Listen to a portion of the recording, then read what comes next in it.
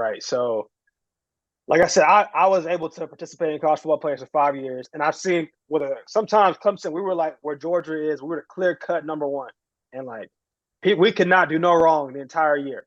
Wait, you played in the college football playoff all 5 years while you were in college?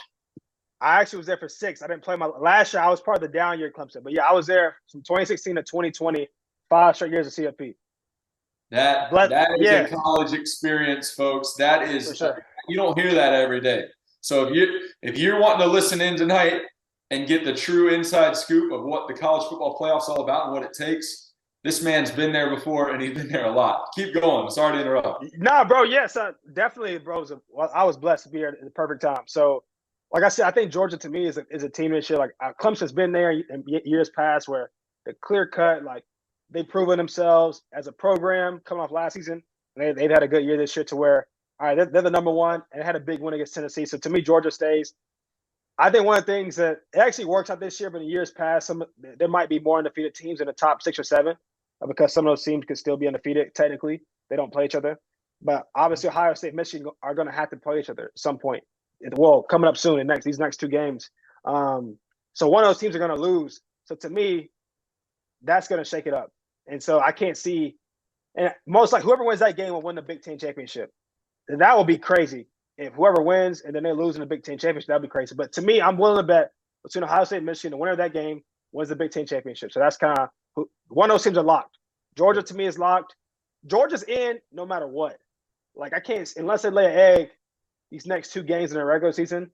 I see Georgia win or lose the SEC championship. Georgia gets in.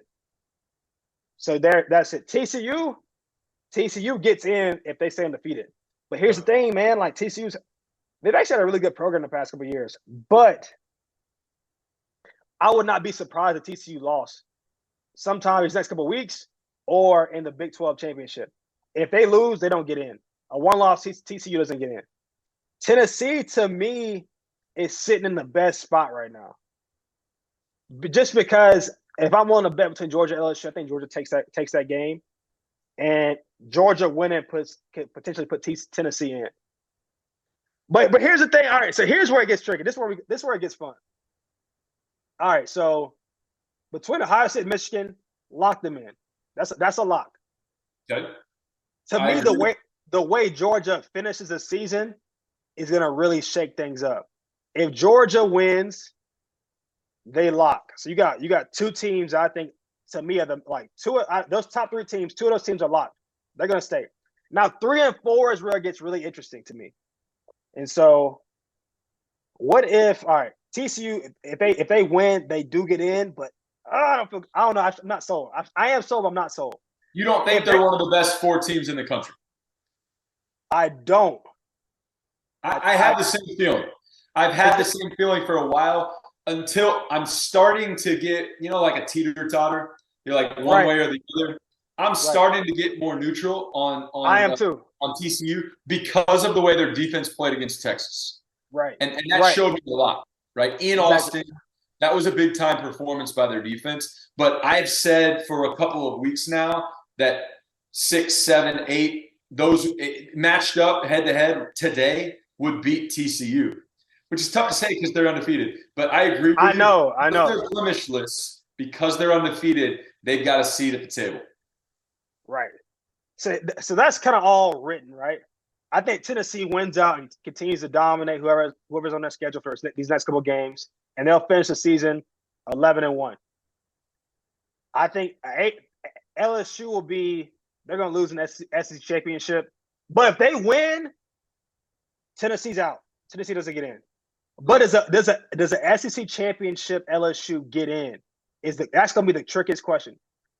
I don't think they get in because I don't know, bro. That's what I'm so. Right. Let me lay this out for you. The committee this year, to me, has the toughest job to make a decision on: are we going to be political? Or are we going to put the best 4 teams in? I agree. That's really what it is. All right. So here's this. We've laid out a lot of scenarios in the show. Let me lay this one out for you, and get your thoughts. Hey, you better put Clemson in there too, because people sleeping on Clemson. If Clemson wins out now. All right, so listen to this. There is a chance still that we could have 0 undefeated teams represented in the college football playoff. If Georgia loses to LSU in the SEC title game, which probably won't happen, but could. But could. It really could. If whoever's represented from the representative from the Big Ten East, whether it's Ohio State or Michigan, loses to the team on the West, even less likely to happen, but could happen. But could. And then if TCU loses, let's say to Kansas State in the Big 12 championship game, now we've got a bunch of one-loss teams. We've got some craziness in conference champions. Now we're looking basically just at the slate. This is my question for you, Darien. At that point, is conference champion and hoisting that trophy mean more? Or does it go to best one-loss team and who we think is the best four in the country? And I'll use just this team as an example. Let's say Oregon goes and beats USC in the title game. Okay? USC is not in. Oregon is a conference champion, and that's probably a bad example. Let's say you're Clemson Tigers. Okay? Your Clemson Tigers have one loss. They're a conference champion. Are they in over a Georgia team that lost in the conference championship to LSU, but they're a one-loss team? See, to me, that's where it's going to get I think that's a great – to me, that's why I said to me, this is the most interesting year of college football during the playoff era. I'm going to say that. This is the most interesting year during the playoff era in college football because there's so many different scenarios that haven't really been realistically on the table in years past. Yep. There hasn't been there's been a lot more disparity amongst the top teams in those next 5 through 10. It's been a great disparity to where it's very obvious. Are these teams, their pathway is clear? It is, those teams are definitely rotate. I think Clemson and Bama were the most stable ones, but the other 3 and 4, it could have been, all right, this year's Washington, this year's Oklahoma, this year's Ohio State, this year's Notre Dame, this year's Michigan. I don't know who else got in over the past couple of years, but those teams were interchangeable. This is the first year to me. There's the disparity, but really 1 through Utah's not getting in, but 1 through 9, all.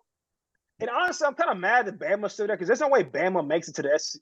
They don't get in the playoffs. So I feel like putting them over Clemson still is kind of weird to me. Even though I'm a Clemson fan, I'm gonna throw a little hate there because to me, Clemson still has a chance to get to the playoffs. Bama's not getting to the playoffs. They don't have a pathway to me to even get in.